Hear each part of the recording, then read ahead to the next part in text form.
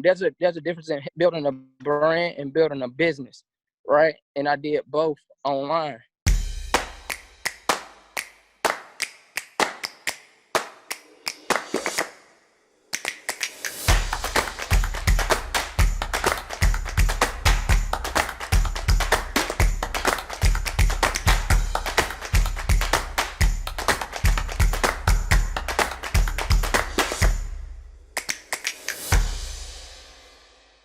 It's a mission, man.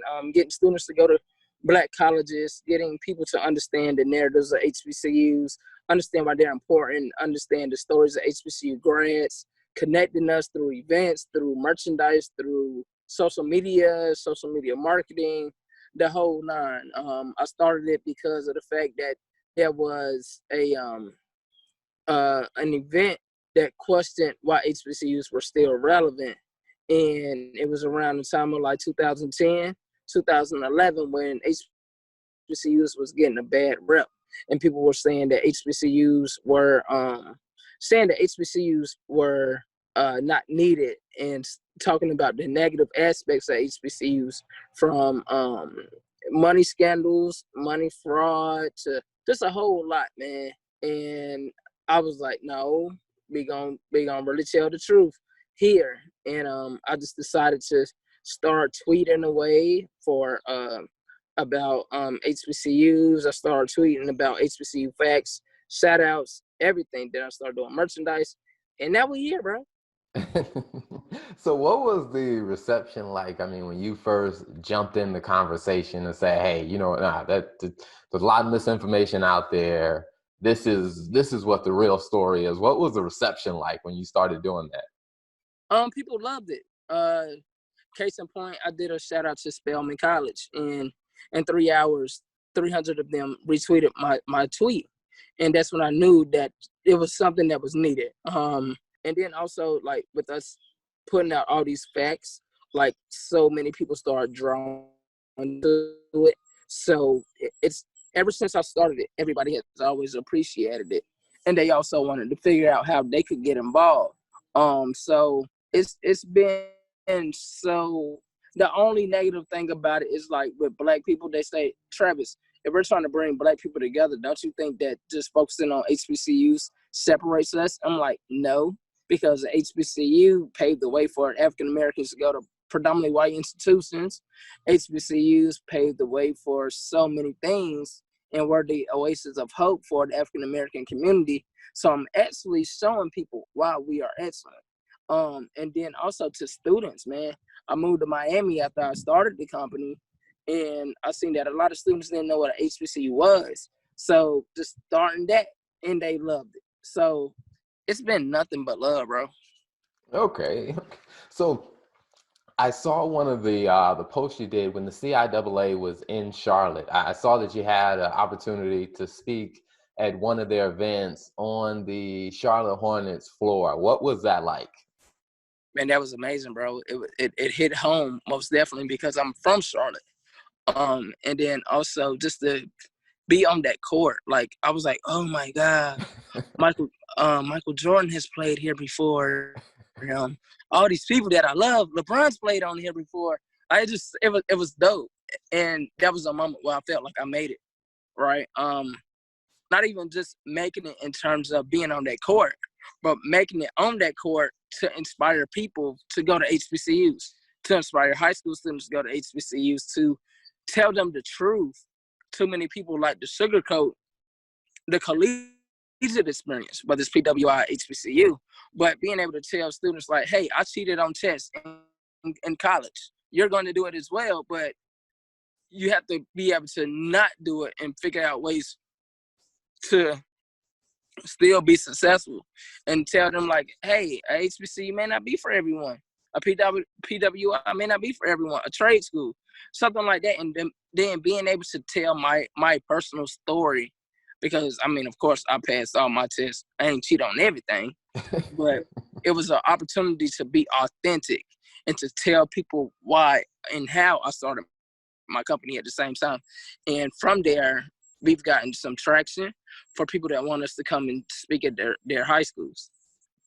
Okay, awesome. So, what are some of the other speaking engagements or events that you've done like within the past year?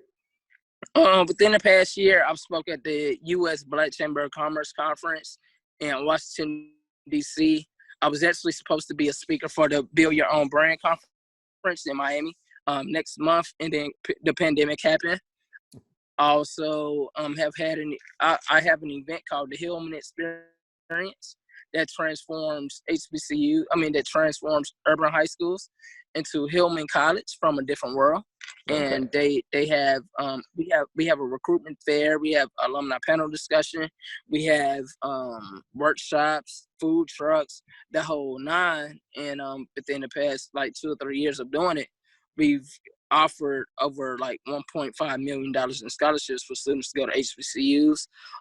Also, the NASAP conference, which is the National HBCU Student Leadership Conference for SGAs, Kings and Queens. So did that. Also, what else? Did some stuff in Atlanta. Did some stuff in Virginia. I've done things in many places, bro, over the past year. So, how do you keep up with all that? That sounds like a very busy schedule. And is it just you on the team, or do you have a team with working with you? I'm ever since this pandemic, I've started getting a team. Um, but I've been able to hold it down myself for a while. I have interns, and then I have some people that like come and help me if I need it. Okay. It's really been wow. It's really been dope, man. It sounds like it. So what are some of the things that you're finding? I mean, in running a business and the pandemic hitting, what are some of the things that are making you rethink how you do your business or how you can be prepared to survive if something like this happens? Um, Understanding the power of the pivot and knowing that I built my company online, right? There's a difference in building a brand and building a business, right? And I did both online. So, case in point, as soon as everything happened, I was like, oh, it's time for a virtual commitment, right? And like I told you when we started, if people do not have a oh yeah, I like this life. Yeah, that's it right now. If people do not have a virtual plan for their businesses, they may not succeed a lot at this time. You see more people have started using Zoom, just like we're on Zoom. Mhm. You're seeing IG Live more. You see DJ D Nice DJing and bringing everybody there, as well as what we're in right now, bro, is we're seeing the importance of social media and social platforms because a lot of people are being connected more.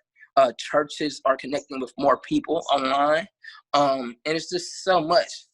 And then, like on Sunday, we did the first ever HBCU digital brunch, where we had over 100 people come have brunch, but it was a purpose behind it, which was mental health, checking on Black mental health.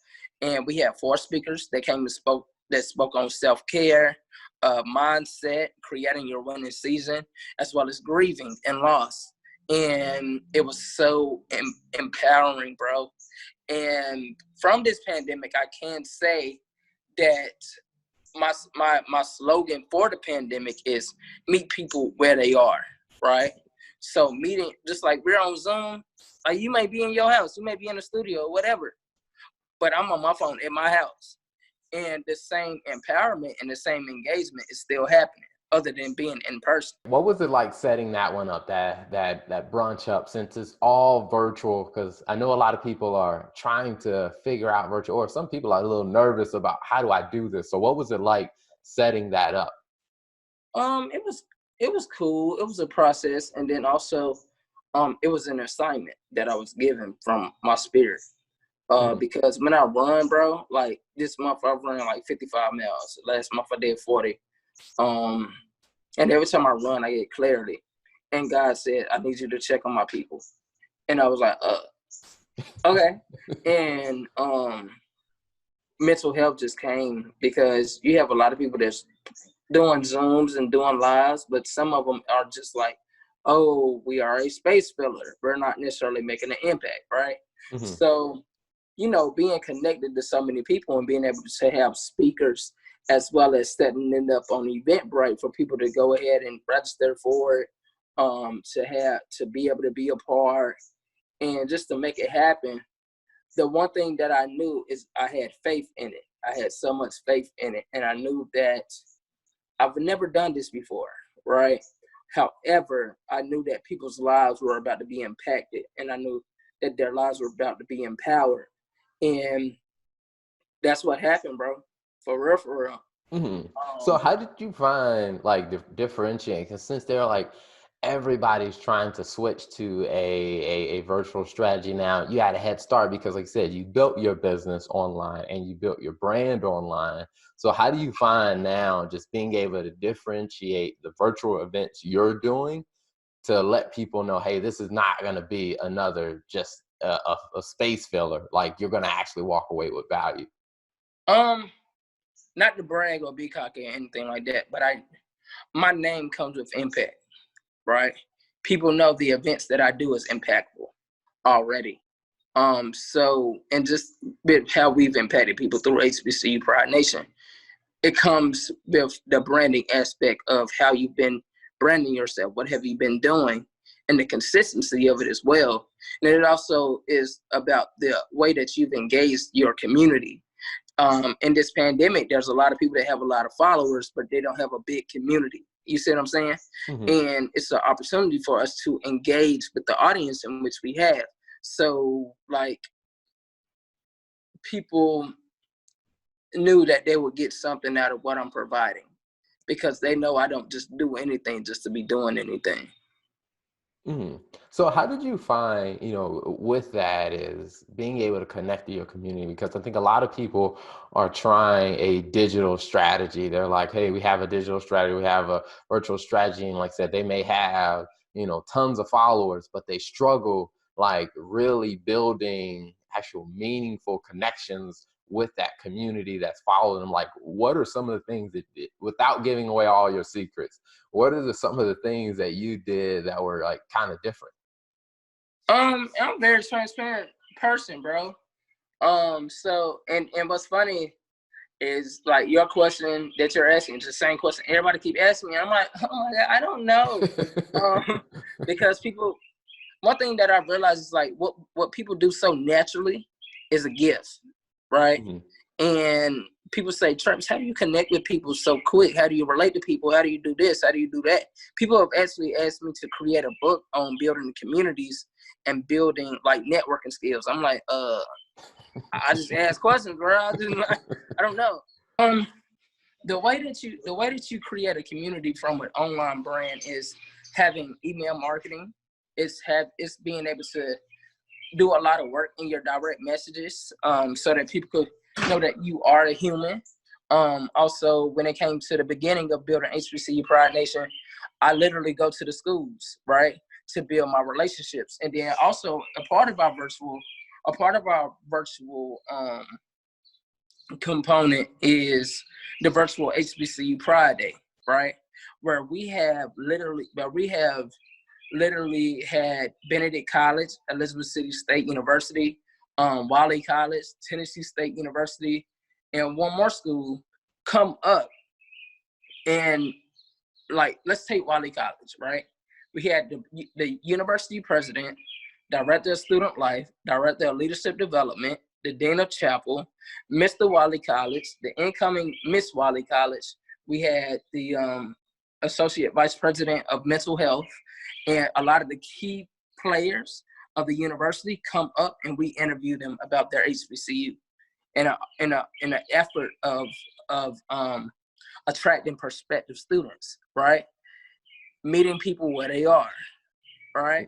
Yeah. Hmm. Um, and too many times people think too much. Like, just do something. Don't try to calculate it. Don't try to be like, is this right or wrong? Boom, boom, boom. You're never gonna know if you don't try. Hmm. And the only way you fail is if you don't try, right? Hmm. Like, failure is supposed to be a lesson. for you to learn. But if you never try, you already failed. Mm-hmm. And I think that's very true. I mean, because that's something I think is a huge advantage about being able to leverage social media and being able to leverage an online environment to where, you know, from some of the more traditional companies I've worked with, like GE or Navistar, to where it was very costly to just try something new. Like it was a $1 million plus decision to try something new. But when you're doing an online business or social media, I mean, the cost is so low to where it's like, there's no reason why you should be debating back and forth. Try it, see if it works, figure out why it did or didn't work, and then adjust. Yeah, I mean, and of course, I know you're speaking of like Fortune 500 companies, but also when you're doing this online, there's a hell of a cost, bro.